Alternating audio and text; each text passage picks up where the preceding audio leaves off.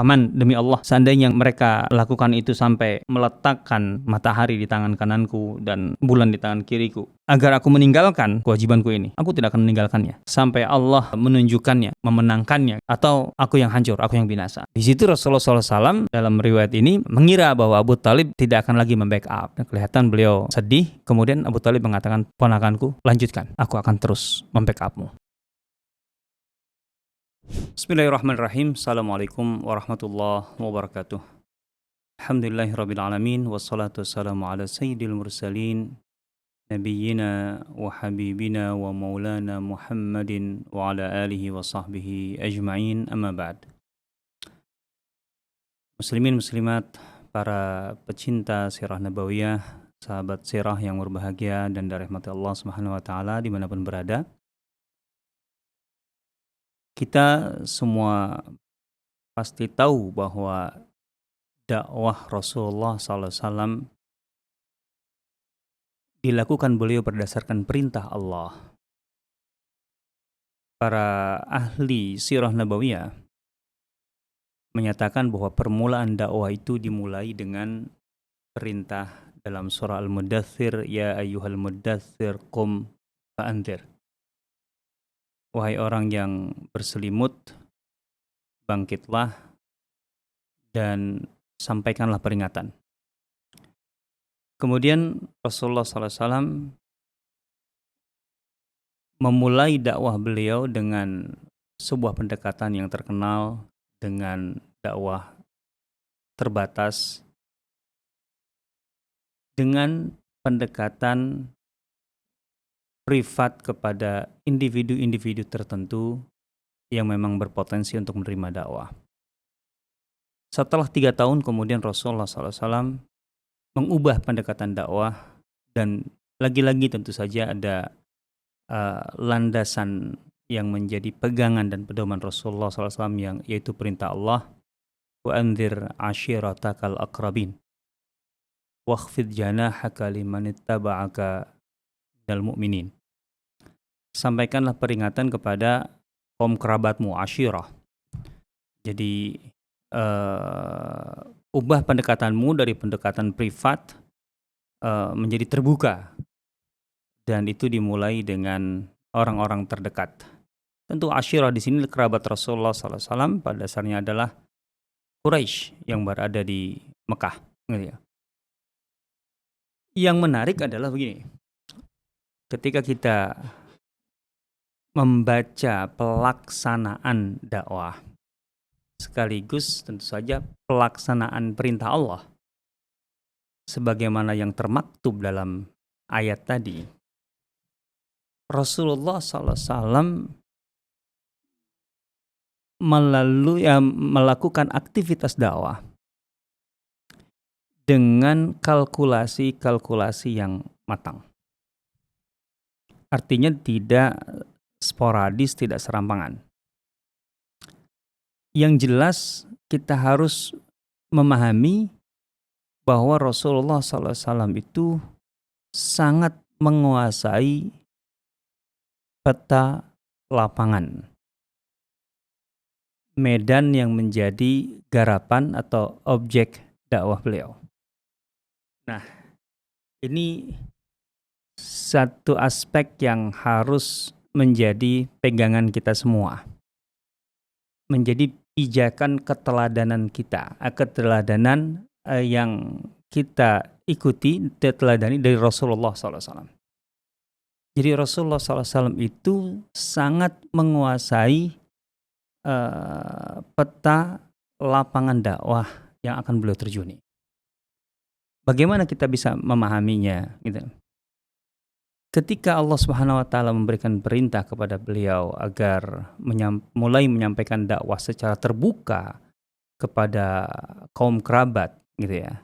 Ya tentu ini adalah tahapan pertama yang mau tidak mau artinya harus dijadikan titik tolak atau pijakan Rasulullah SAW untuk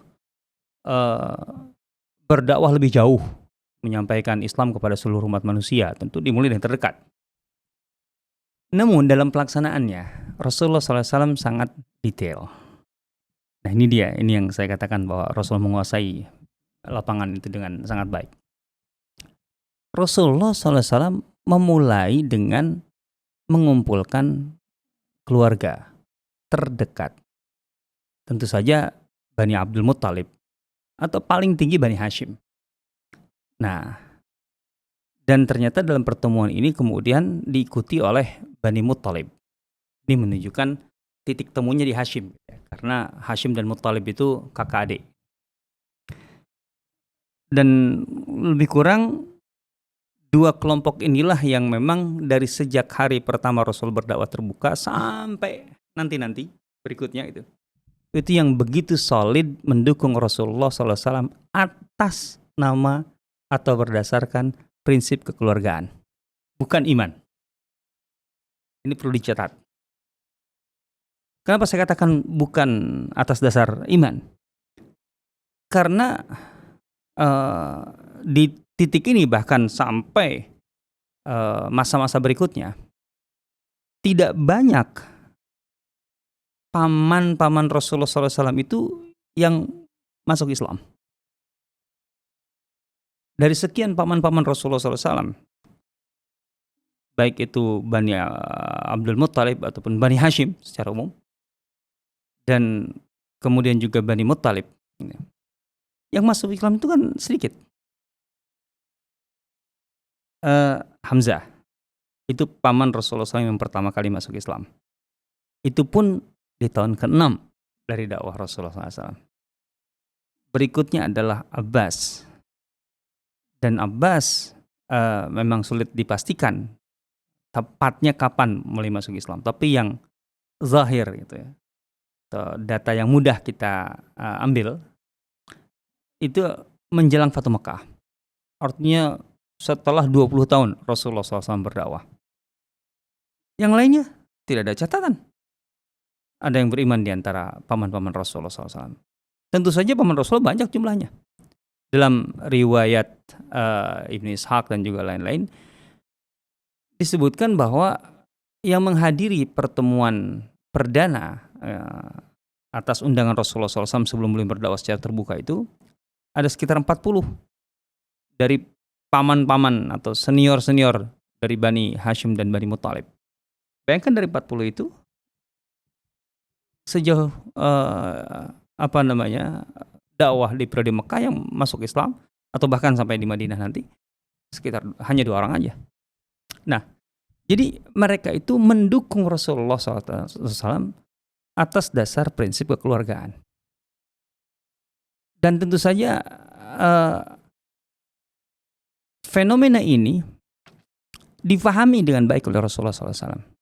Artinya itu kemungkinannya terbuka sekali bahwa meskipun mereka adalah paman-paman beliau, tapi mereka tidak berislam, tidak masuk Islam, gitu ya. Namun memihak dan membela. Karena itu merupakan sistem sosial yang berlaku atau norma sosial yang berlaku di tengah masyarakat Arab kala itu. Artinya Rasulullah SAW membaca ini. Rasulullah SAW tentu berharap paman-pamannya masuk Islam. Itu pastilah. Dan jelas dari ungkapan Abu Talib dalam pertemuan itu menunjukkan bahwa Rasulullah SAW memang menawarkan, dalam arti mengajak paman-pamannya untuk masuk Islam.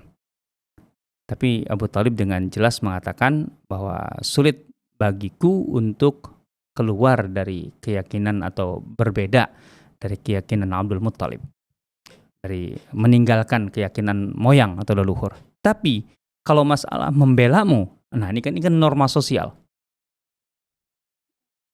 Aku dalam arti mewakili Bani Hashim dan juga Bani Muttalib akan membelamu dan mendukungmu. Nah, ini kan asabiyah, gitu ya. Asabiyah keluarga yang merupakan norma sosial yang berlaku di tengah masyarakat Arab kala itu. Bahwa hubungan kekerabatan, hubungan kekeluargaan dianggap sesuatu yang sangat-sangat sakral melebihi apapun, termasuk keyakinan. Itu sistem sosial, norma sosial. yang itu kemudian dimanfaatkan oleh Rasulullah SAW. Bagaimanapun, karena memang itu ada. Tidak diciptakan oleh Rasulullah SAW. Rasulullah hanya memanfaatkan, tentu saja, agar dakwah beliau efektif. Gitu ya. Itu kan di luar kendali beliau. Itu sudah ada dan berlaku. Jadi beliau berharap paman-pamannya membelanya karena Muslim. Tapi paman-pamannya ternyata menolak. Kan itu.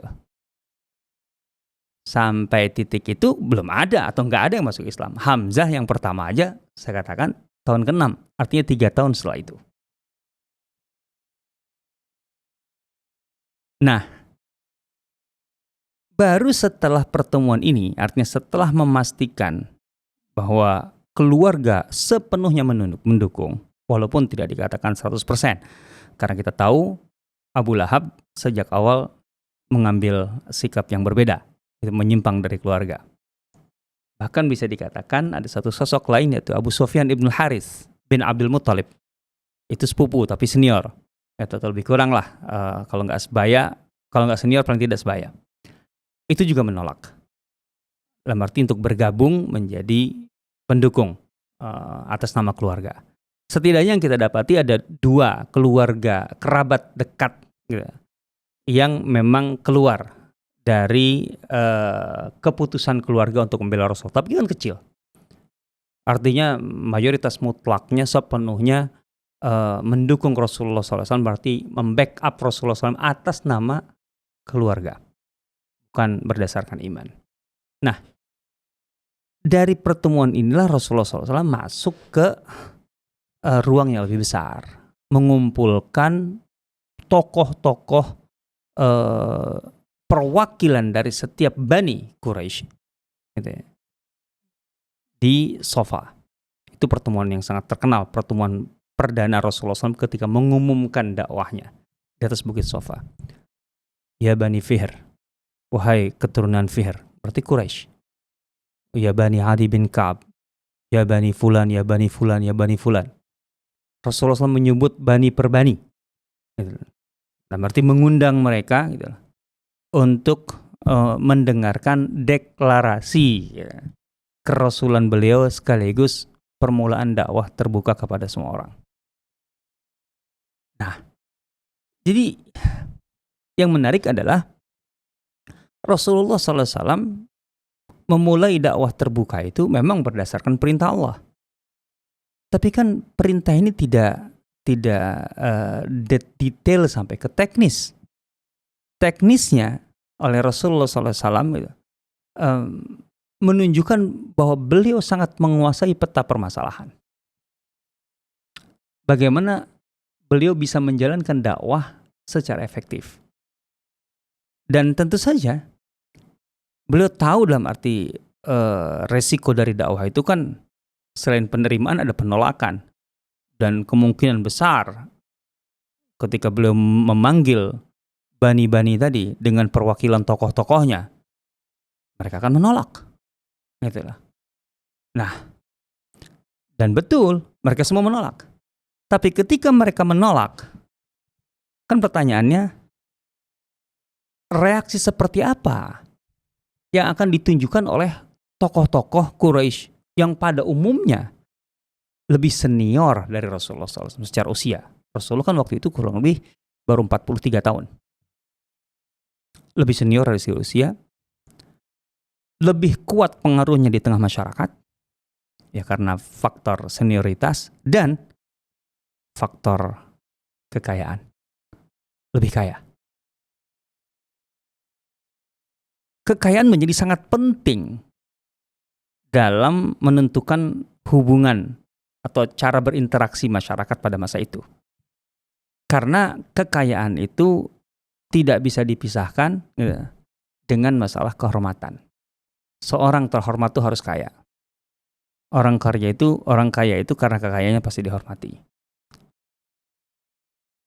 Pengusaha-pengusaha Mekah itu, mereka dengan kekayaannya itu memang ingin mengejar pengaruh dan kehormatan. Nah, jadi juga kita jangan salah memahami eh, bahwa Rasulullah SAW sebagai pengusaha, iya. Bahwa Rasulullah SAW, apalagi dengan kehadiran Khadijah dalam kehidupan beliau sebagai istri, memiliki kekayaan yang begitu besar, iya. Tapi bukan berarti beliau ataupun Bunda Khadijah itu yang terkaya di Mekah. Enggak. Walid bin Mughirah, Umayyah bin Khalaf, kemudian bahkan anaknya Sofwan bin Umayyah, itu sudah terkenal sekali dengan kekayaannya.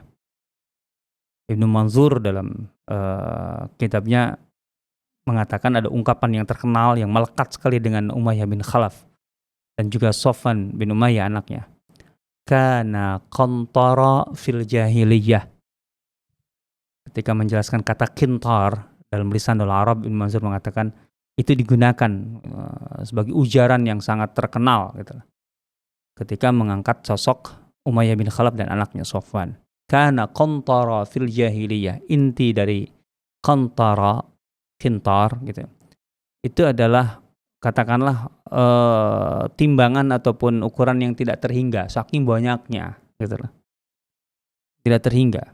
Hartanya itu sangat melimpah sehingga kalaupun mau ditimbang itu timbangannya tidak terhingga kan gitu. Qantara fil jahiliyah.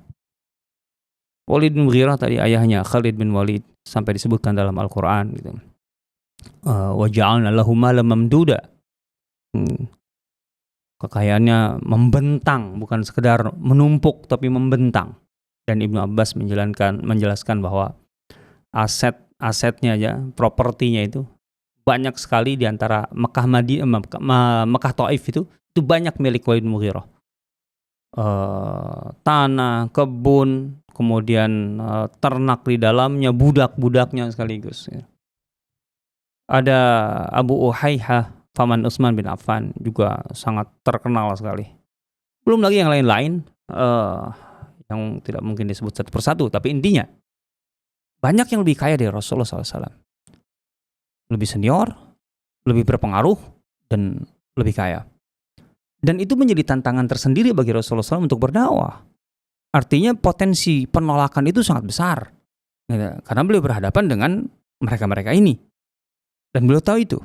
Nah, yang menjadi persoalan kemudian, yang tadi saya katakan menunjukkan bahwa Rasulullah SAW sangat paham sekali dengan lapangan itu. Kan mereka akan bereaksi. Dan reaksinya negatif. Dalam arti penolakan. Ketika mereka menolak Rasulullah SAW, berarti kan berhadap-hadapan dengan Rasulullah SAW secara fisik. Nah, itu tidak bisa kita bayangkan bahwa mereka akan dengan mudah bisa menghentikan dakwah Rasulullah SAW, ya, dalam arti kemudian melakukan tindakan-tindakan gitu ya, yang terutama secara fisik menyentuh, menyakiti, mengintimidasi secara fisik Rasulullah SAW. Itu enggak mudah sama sekali. Kalau kita baca dalam buku-buku sirah bahwa Rasulullah SAW pernah yang jelas disakiti dengan ungkapan gitu ya. Ya, dituduh gila, dituduh penyihir, dituduh dukun dan seterusnya. Gitu ya. Kemudian dihina dengan disebut muzammam. Kemudian beliau juga katakanlah disakiti dengan gestur gitu lah. Wailul likulli humazatil lumazah. Kemudian bahkan ada beberapa riwayat menunjukkan bahwa Rasulullah SAW disakiti secara fisik, diludahi, bahkan dipukuli. Itu jangan berpikir bahwa dari awal itu dilakukan oleh Quraisy. Enggak.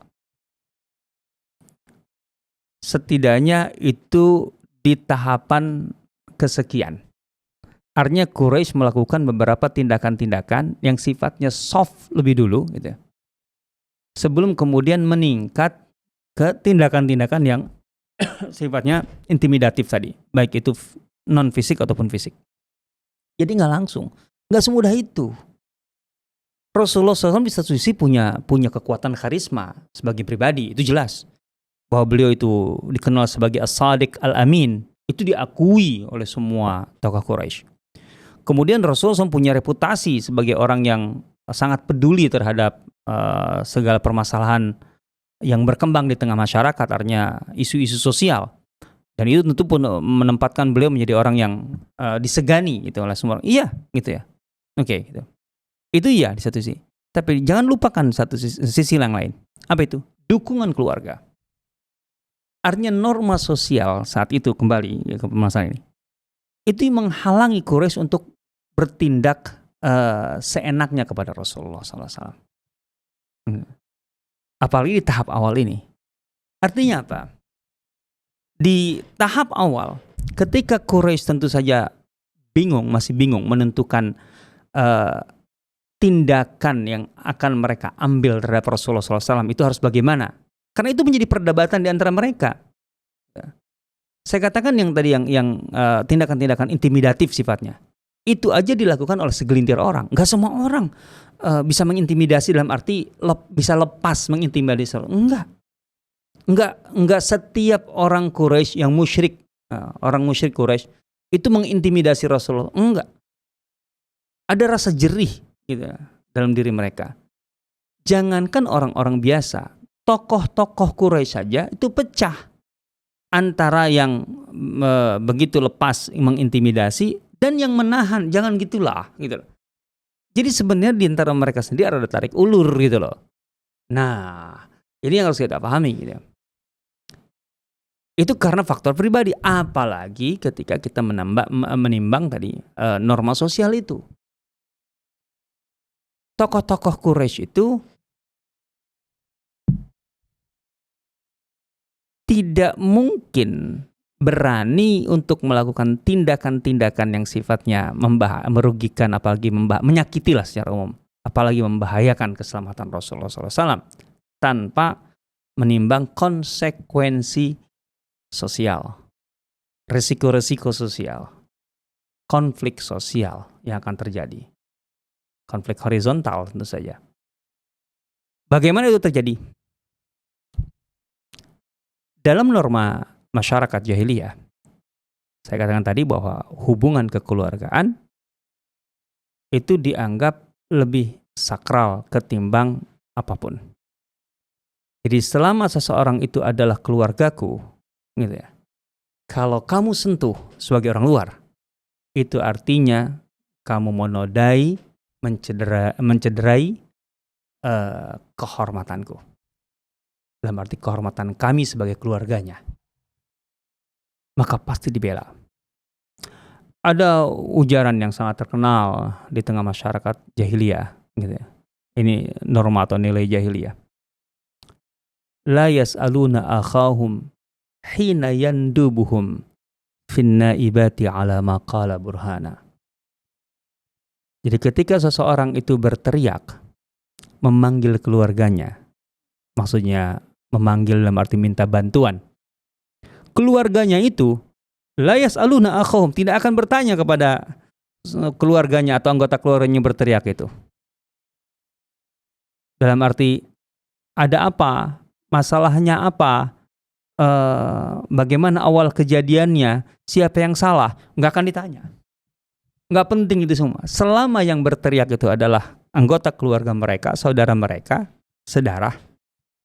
Intinya, kamu berhadapan dengan siapa? Itu lawanmu, dalam arti orang luar, otomatis akan kami habisi. Kamu akan kami bela. Itu cara berpikir jahiliyah itu begitu. Nah, sehingga tokoh-tokoh Quraisy itu di awal-awal nggak berani untuk langsung bereaksi negatif dalam arti menyakiti, apalagi mengancam keselamatan Rasulullah SAW. Nggak berani di awal. Makanya kita akan dapati dalam buku-buku sirah yang beredar, buku-buku kontemporer ya, mudahnya contohnya Mubarak Furi saja. Nah, kita akan dapati penuturan tentang pertemuan tokoh-tokoh Quraisy dengan Abu Talib di awal-awal masa dakwah.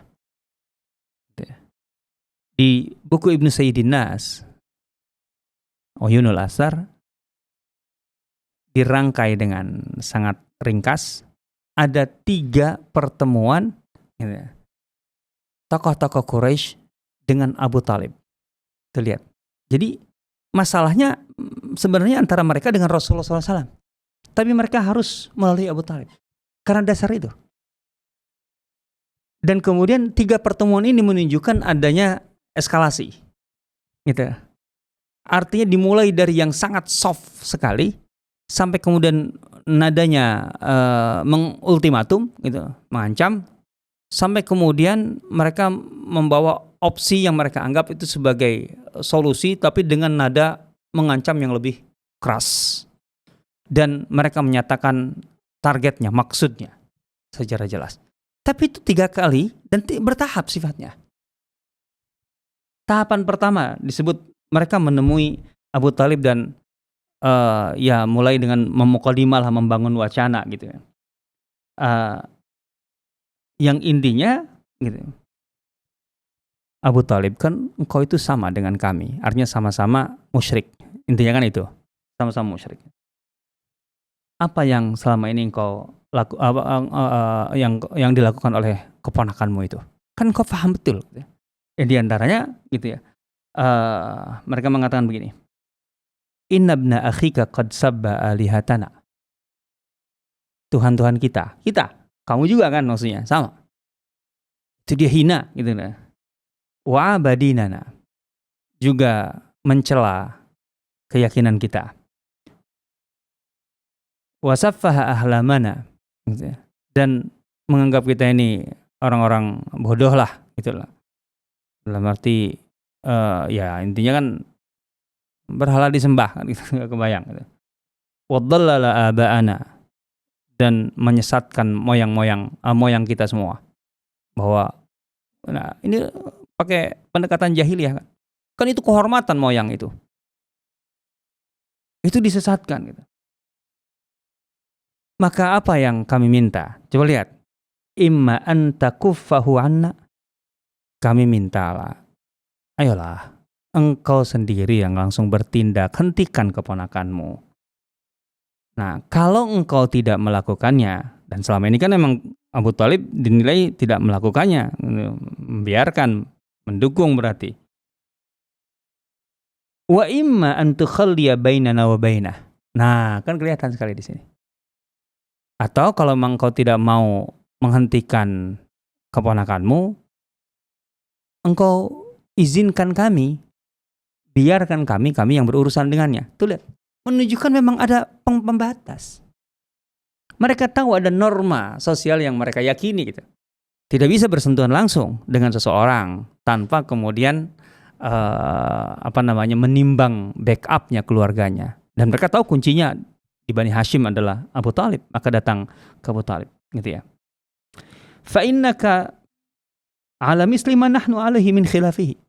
Engkau kan sama dengan kita, satu keyakinan, berbeda dengan keyakinan keponakanmu. Kan sepatutnya memang kau menghentikannya. Coba, apa sikap Abu Talib? Abu Talib pun soft. Faqala lahum Abu Talib qawlan rafiqa. Waraddahum raddan jamila. Abu Talib intinya mencoba untuk meredam, tapi juga menolak dengan selembut mungkin. Gitu loh. Ya tidak dijelaskan prosesnya apa kata-kata Abu Talib di sini. Itu yang pertama. Nah, dari sini kan sepertinya mereka gagal kan? Dan mereka kebingungan. Apalagi harus dilakukan nih? Selain tidak ada yang bisa mereka lakukan, selain mereka harus menunggu apa? Menunggu perkembangan. Ternyata perkembangannya, progresnya dakwah Rasulullah SAW semakin semarak. Yang tertarik semakin banyak. Artinya dari hari ke hari dakwah Rasulullah SAW itu efektif. Ada terus yang masuk Islam. Itu yang membuat mereka kemudian semakin gerah. Maka kemudian mereka tidak disebutkan berapa lama setelah pertemuan pertama. Mereka kemudian sepakat untuk menemui Abu Talib lagi. Sekali lagi, sistem yang dimanfaatkan oleh Rasulullah SAW. Nah, itu. Mereka kemudian datang menghadap Abu Talib. Kali ini tidak lagi soft. Mereka mulai keras gitu ya. Nah, coba kata-kata mereka seperti apa? Ya Abu Talib, inna laka sinnan wa syarafan wa manzilatan fina. Abu Talib, kami itu menghormatimu. Artinya kami lakukan ini karena kami menghormatimu. Engkau senior, sesepuh, gitu, terpandang. Wa anna qad istanhainaka min ibni akhika falam tanhahu anna. Dan kami sudah minta kepadamu untuk menghentikan keponakanmu, tapi engkau tidak lakukan, gitu. Wa anna wallahi lanasbiru ala hadha min syatmi abain. Kami tidak bisa lagi menolerir ini. Ya, bahasanya udah mulai bahasa ancaman. Tuhan-Tuhan kami dihina, gitu. Kami dicela, gitu ya. Kemudian Tuhan-Tuhan kita dan seterusnya. Kami minta sekarang, gitu ya. Permintaannya apa? Hatta takuffahu anna, hentikan, gitu. Tentu dengan nada yang lebih tinggi, nada lebih keras. Au nunazilahu wa iyyaka fi dzalika hatta yahlika ahadul fariqain. Kalau engkau tidak menghentikan, kami masukkan engkau sebagai paket. Artinya bersama Muhammad, gitu. Hanya tentu saja engkau di sini bukan satu orang keluarga. Kami siap untuk berhadapan-hadapan dengan Bani Hashim. Ya, betul kelihatan ini kan tegas sekali, tapi sebenarnya kan ini cywar lah. Karena pada kenyataannya mereka juga bingung dalam tahap teknisnya pelaksanaannya gimana ini. Tapi kan beda. Kalau yang pertama tadi hentikan, kalau engkau tidak hentikan, biarkan kami yang menghentikan. Tapi izinkan kami sudah izin supaya tidak ada urusan, tidak ada risiko, gitu kan. Nah yang kedua ini kan enggak. Hentikan, kalau enggak, kami akan jadikan engkau sepaket. Gitu loh. Jadi hatta takufahu anna au nunazilahu wa iyyaka fi dzalika hatta yahlika ahadul fariqain. Dan kita pastikan harus ada salah satu di antara kita. Artinya ada yang tumbang di sini. Nah, sudah gitu aja.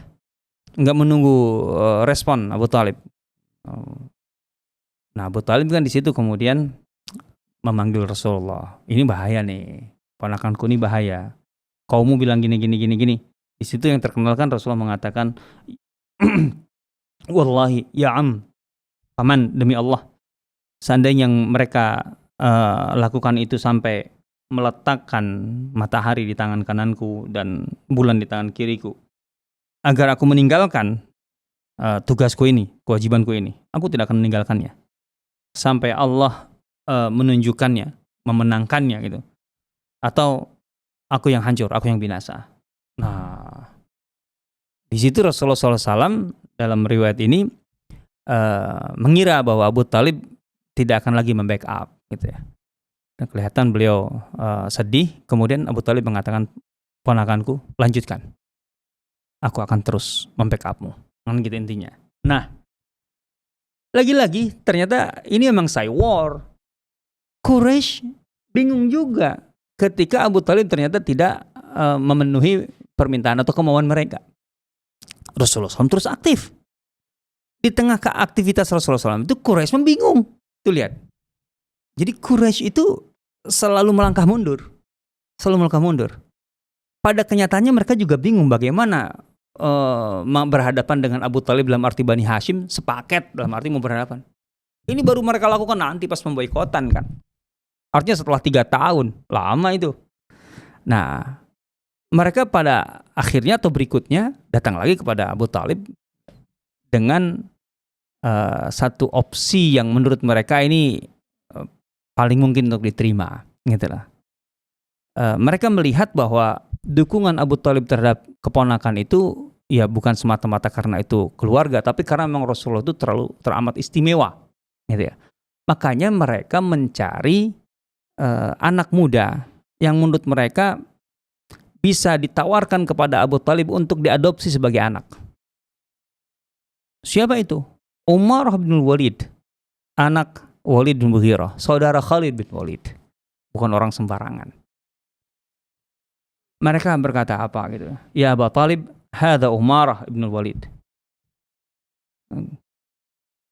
Anhadu fatan fi Quraisy wa ajmaluh. Pokoknya ini anak muda unggulan betul gitu. Ambil, adopsi. Falaka aqluhu wa nasruhu. Kami pastikan gitu, engkau atau dia betul-betul akan loyal pada sepenuhnya gitu. Wattakhidhu waladan. Anggap aja dia anakmu. Tentu dengan barter apa nih? Wa aslim ilaina ibna akhik. Dan serahkan Muhammad, ponakanmu itu pada kami gitu. Dengan alasan alladzi khalafa dinaka wa dina abaik. Dan engkau punya alasan untuk melepaskannya karena engkau juga termasuk korbannya kan.